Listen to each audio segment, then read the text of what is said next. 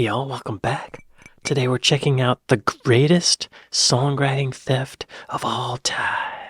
This might be the greatest songwriting theft of all time. The song was voted the best British song of the past 25 years, but it was stolen. What?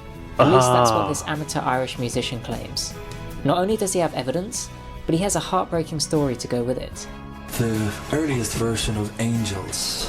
It's 1995, and Angels. after starting his career with the boy band Take That, Robbie Williams made clear that he wanted a solo career of his own. One aspect of Take That, however, was unlike many other boy bands, they actually wrote their own songs. That is different for a boy band. I just want to say, before we get too far into it, be sure to go to David Hartley's page and like and subscribe. Also, I just found out a couple days ago that Take That is from Manchester. I reacted to a video by Trash Theory about how Manchester became Madchester, and I looked up all the bands that were from Manchester, and Take That is from Manchester. Most of the bands are rock, dance, or like Britpopish type bands, and then there's Take That, a boy band. Thought it was funny. Gary Barlow, who would later also have a solo career, was responsible for writing the majority of their hit songs. And so, That's starting out impressive. on his own, Robbie would need to find another songwriter. See, that's actually really impressive. I didn't know that about Take That. Because I feel like those boy bandish pop songs takes a certain level of talent or knowledge about songwriting, and like most boy bands have to hire outside songwriters. That's typical. That guy Max Martin writes all these hits. He's been writing hits for 30 years, and for this guy from Manchester and Take That to be competing with him, I'm impressed. I didn't know that. I have more respect for them because of that. And so, starting out on his own, Robbie would need to find another songwriter. But you are having problems releasing your single, aren't you? Yes. Okay, can you tell us why or not? Because I know why, but... Because I haven't recorded anything. No, but also... No, I'm joking. The trouble was that not only did Robbie not play any instruments, part of the reason that led him to leaving Take That was at this time he was partying quite heavily. And I turn up every day and I'm just smashed. I'm gonna get some booze. Obsession. Oh, don't. Having left Take That, he found himself one day on a family trip to Ireland. So Robbie left Take That and also left his songwriter, basically. So you had to find songs. How much does it cost to hire like Diane Warren to write a song? Or Max Martin? Oh, look. Diane Warren booking agency profile. She wrote Rhythm of the Night by DeBarge. This isn't telling me anything. Let's try Max Martin. Max Martin charges $100,000 per song, plus he gets royalties from song performing rights, between $300K and $1 million plus per song. So, Robbie's trying to compete with that, and he doesn't play any instruments. Amazing. Having left Take That, he found himself one day on a family trip to Ireland. It was a Saturday afternoon. Robbie was drinking in an Irish pub when he met amateur Irish musician Ray Heffernan. I was back in Dublin after getting sacked. My girlfriend dumped me, and we had lost this child, so I was back in Dublin, kind of starting again. The two of them had quite a lot in common. Ray had just gone through a difficult time. His pregnant girlfriend lost their baby, and actually they'd just broken up. He was also an amateur songwriter, but didn't have much of a musical career, which suited Robbie because he was a huge star with Take That, about to start his own solo career, but wasn't much of a songwriter. Very naturally, we kind of found each other and started drinking heavily together, and we kind of formed this bond. After a night of heavy drinking, they leave the pub to go and record some songs together, one Wow. of which is Angels. It's just the initial idea, not the fully worked out song that we all know, but the idea is clearly there. This is the earliest version of Angels, sung by Robbie Williams and myself at 6 a.m. in the morning, very, very drunk.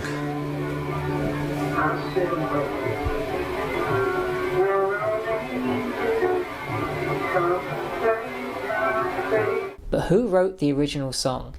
This is where things get interesting, because they both claim that they wrote the song before they even met each other. How Angels came about was I was in my sister's back garden. So I sat down, I was like, right, I sit and wait. Does an angel contemplate my fate? And, it took me an hour to write a couple of verses. Ray, however, offers a very different story. My pregnant girlfriend had a miscarriage I was starting to write a song about an angel, or, you know, that kind of themed song, you know, based on the conversation with my mother about how I won't have a baby to love, but I love an angel instead. We then know that they both That's meet sweet. each other in Ireland and for a short time become quite close. And during this time, they record this demo version of Angels. Do dead babies become angels? Don't angels, like, guide us and offer wisdom? Yo, what if poltergeists are just spirits of dead babies?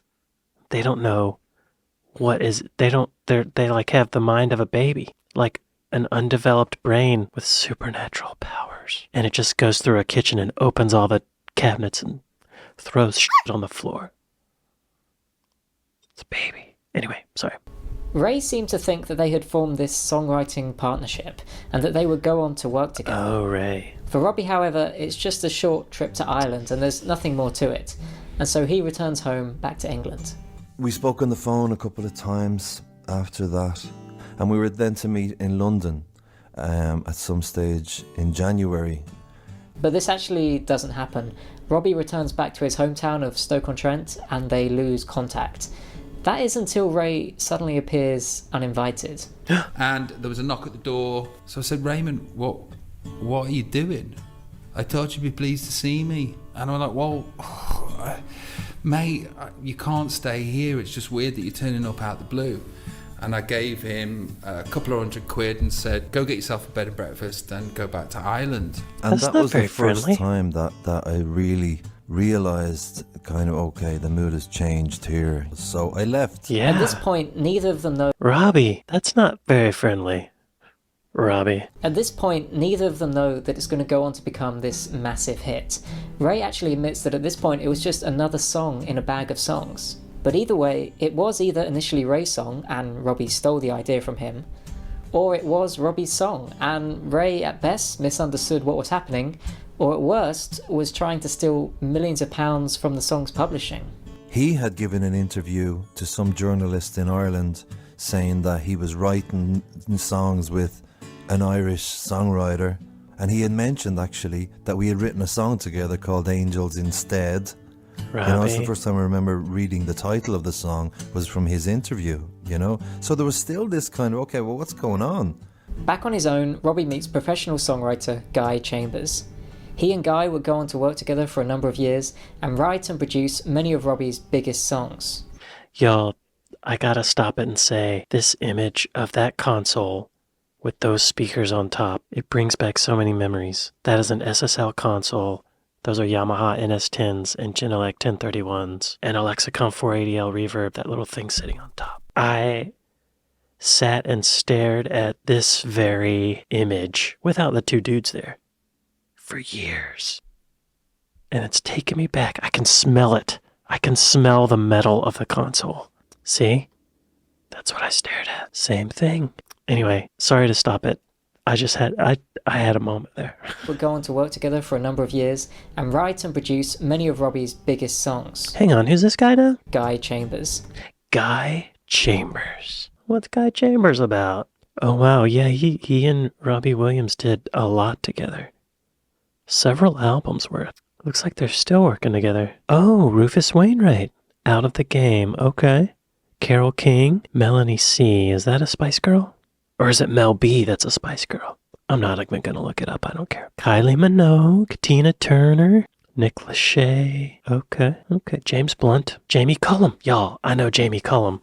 I worked with him once. He is so friendly, so kind. I hope he's doing well. I have to take a detour. Oh good, he's still going. He's on Island Records. Great. Jamie, this is great. I'm proud of you. Way to go. Back on his own, Robbie meets professional songwriter Guy Chambers. He and Guy would go on to work together for a number of years and write and produce many of Robbie's biggest songs. It's only when Guy starts working on the song does it go from this initial idea into the finished song that we all know. He walked through in the room and he sang me the opening lines just on his own without any instrument, just it was in his head. And I went, oh wow, that's good. Once we got to the end of the verse, he didn't know where to go from then on, and then I suggested going to the chorus. Word soon reaches Ray that the song is going... That's not that. That's I mean, any songwriter would recommend going to the chorus after the verse. Pretty sure. I guess that's his contribution to the song. I guess. That's good. Once we got to the end of the verse, we didn't have another. He didn't know where to go from then on, and then I suggested going. I'm at the end of the verse. Where do we go from here? Go to the chorus. Well, regular Paul McCartney we got here. The verse, we didn't have another. He didn't know where to go from then on, and then I suggested going to the chorus. Word soon reaches Ray that the song is going to appear on Robbie's debut album, Life Through a Lens. And so, Ray's lawyer gets in touch with Robbie. Then I get a letter from a lawyer in Ireland, and my client, Mr. Ray Heffernan, has not only wrote Angels, but he's also written All Before I Die. And I was like, no, not that one. Some song about angels or an angel instead. And his management said, yeah, there's a song on the album called Angels. But Robbie says that it has radically changed since the recorded version you have in Dublin. Damn, Robbie. Dang, I could sort of see both sides. Just give him credit, Robbie. He's your buddy. Right? Just give him credit. It was released as the fourth single from the album. South of the Border, the third single, was such a flop that many consider Robbie's career to be over. So it was a bit of a miracle that Angels became the song that it did. The other unfortunate thing is that there's no evidence to actually prove who wrote the original song. They have this early demo version, but either of them could have written it. And so they end up with this he said situation, and if it goes to court, it's just a case of who believes who. The case is settled out of court, and Robbie pays Ray £7,500. And that money went a long way to paying for the residential care that I was currently receiving in the Rutland Centre Rehabilitation Clinic. $7,500. Wow, that's not enough, y'all. Had the song been another flop like the previous single, £7,500 might have been a fair deal, especially because Ray was told that it was radically different from the version they'd recorded together. And then the first time I heard the song was when I went into town and bought the album. When I heard the opening line, like, you know. Naturally then, if Ray's story is true, then not only is it unjust, but he's lost out on millions of pounds. Yeah. And he does still claim that it's true. In a video uploaded just a few years ago, he maintains his side of the story. But Good. There's no way of proving this. Robbie claims that this is just a myth, and Ray's story is made up. And even if there is some truth to Ray's story, he only had the very beginning of the song. It wasn't as if he wrote the whole thing. There are, however, some positives to take away. First of all, they both agree that Guy Chambers helped to take the initial idea and make it into a hit, so credit to him. Secondly, Robbie comes across really well in this interview, and he actually comments that Ray's other songs are actually quite good. Is he actually a good songwriter? Yeah, he's a good songwriter. Is he? So go check them out along with his original version of Angels. Thanks so much for watching. If you made it this far, please take a moment to subscribe.